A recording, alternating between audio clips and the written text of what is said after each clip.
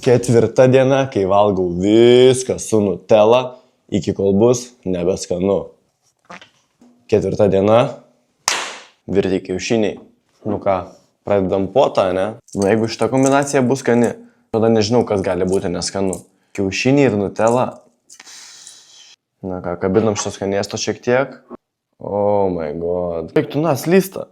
Manos, kad nesutverta yra su Nutella valgė kiaušinio. Nutella. Eik tu, na. Gerai, ką. Cheers, skanaus.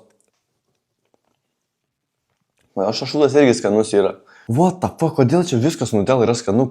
Aš jaučiu, kad šita kombinacija neturi tikti. Jisai vis tiek tinka. Tipo, nu vis tiek skanu. Įdomu, ar po šito video viduriuosi, nes kol kas, kai prasidėjo šitos serijos, 3 dienas šilės jau man yra paleisti viduriai. 3 dienas kakoju vandeniu, kitaip sakant. Pažiūrėsim, ar pratęsim šitą maratoną. Bet svarbiausia, kad man dabar yra skanu. Kiaušinės Nutella. Bomba. Įdomu, kaip būtų skonis kiaušinio su lukšto su Nutella.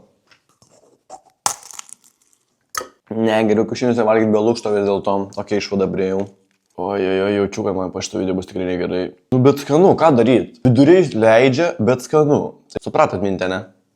Nu ką, paskutinį kiaušinį uždarimui šaunam, manau, šiek tiek Nutellos. Visą kiaušinį susikišam vienu ypu. Cheers, skanaus.